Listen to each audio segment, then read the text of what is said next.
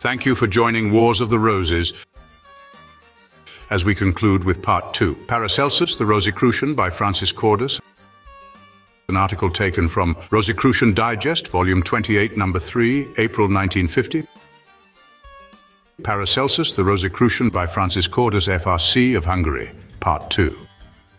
In the scripts of Paracelsus's alchemistic works, we find the greatest of the Rosicrucian secrets, but they are not for the general public even at present. The early interest of the profane world was disarmed by Paracelsus's peculiar alchemistic language and style, which was understood only by the initiated. Whereas chemistry deals only with the physical components of matter, alchemy deals with the release and effect of the active astral or vibratory elements.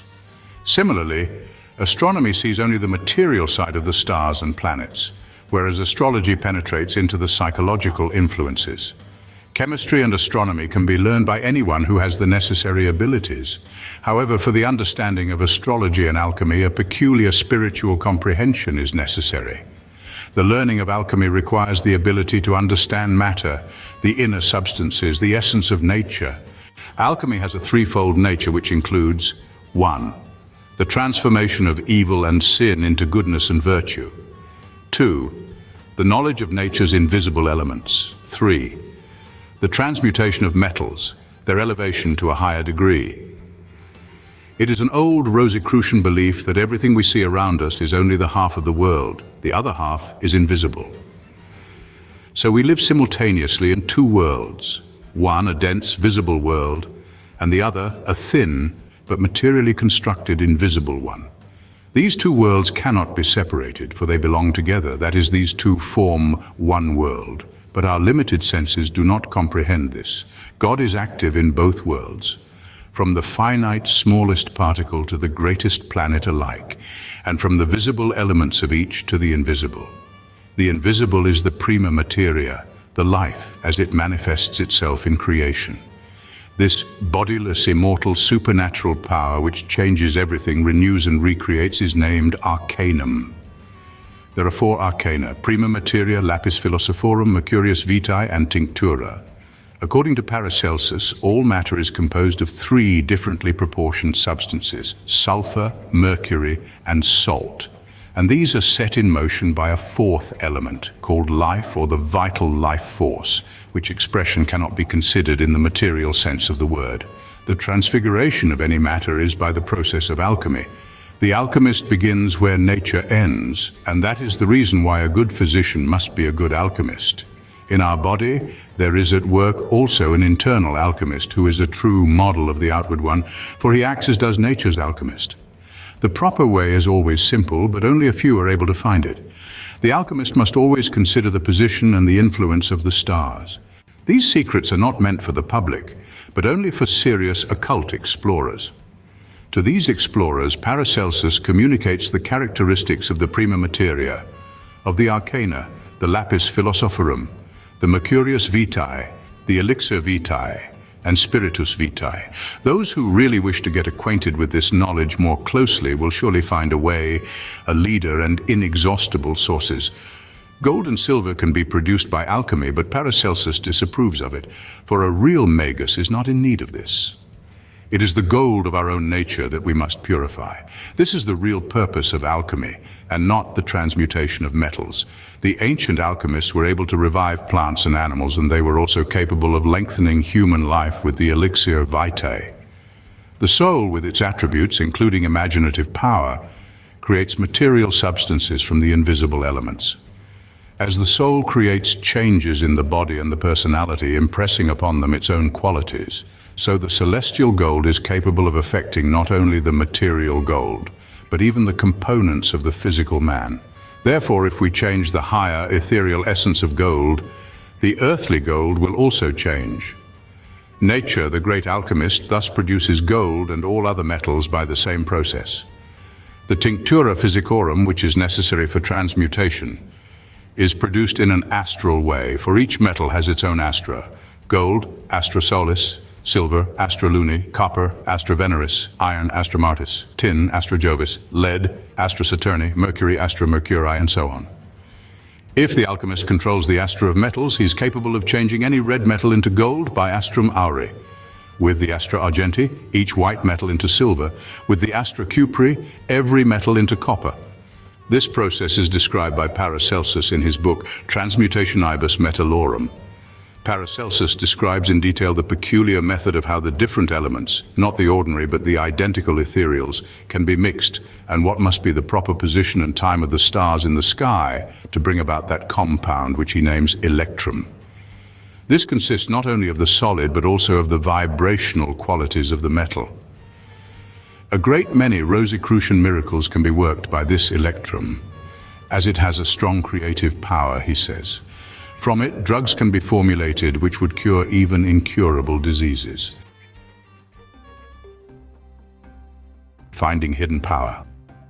Paracelsus distinguished 6 arts of magic.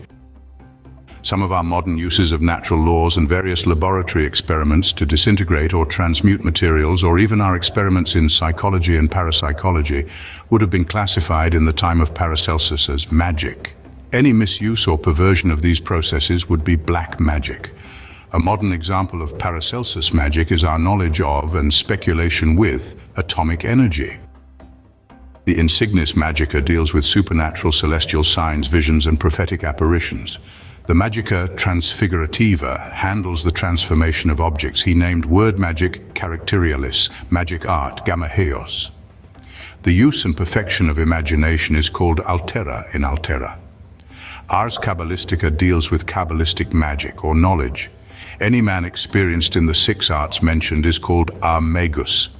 Magic is not only the most ancient science, it is also the greatest human art.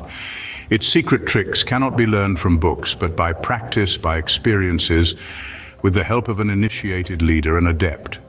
Magic power consists of the theoretic knowledge of the visible and invisible powers which rule man and the cosmos, and also of the artistic usage of the secrets and hidden powers of the universe.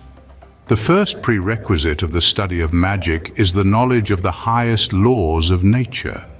Not only the connection with the superficial outward essentials, which can be easily distorted, but also the inner wisdom is necessary. And this cannot be achieved except by intuition. Magic makes known the outer and the inner selves, as well as the manner in which they react upon one another.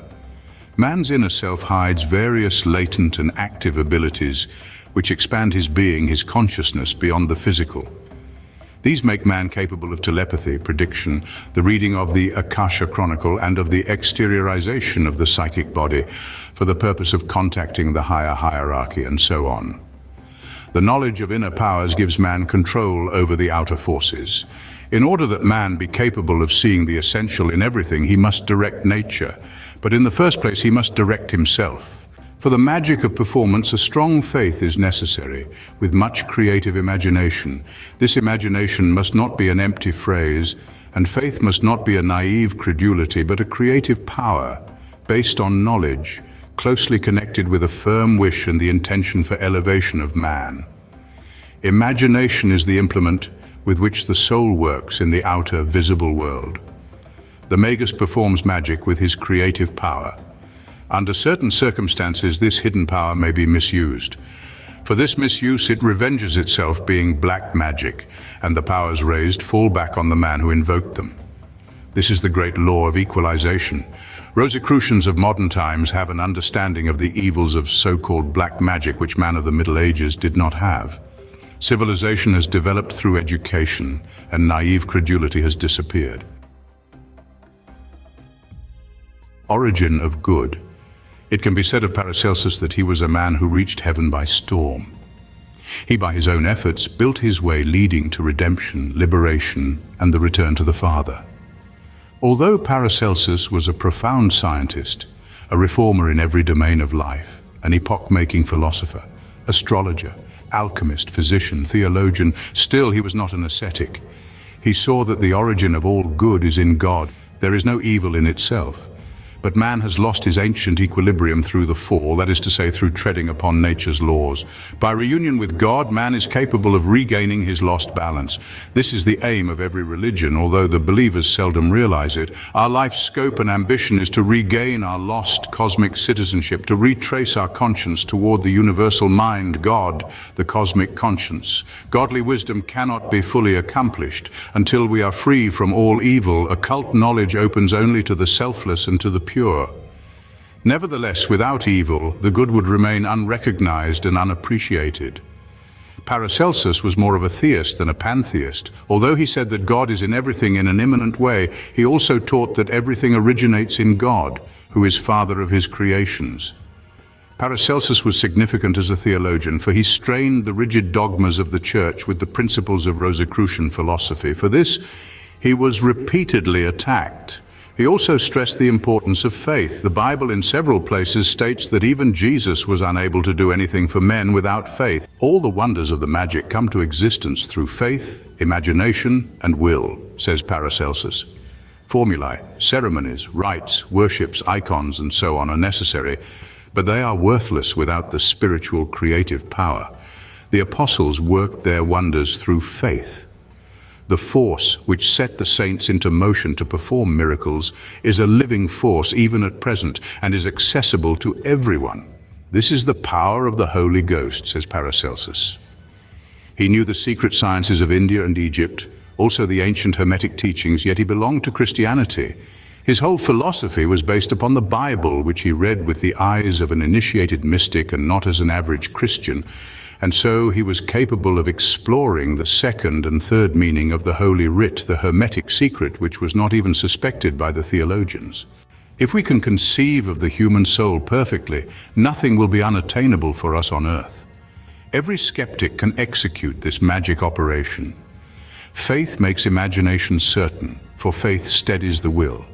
Through faith we develop and attain certain forces, he says. Although man is an earthly being, the central ego is angelic. Therefore, men ought to live on earth as angels do in heaven. Man is nothing without his resembling God in truth and righteousness. Paracelsus fought for the truth in the field of science as well as in faith. His mission was universal. He fulfilled it even in the midst of the greatest trials.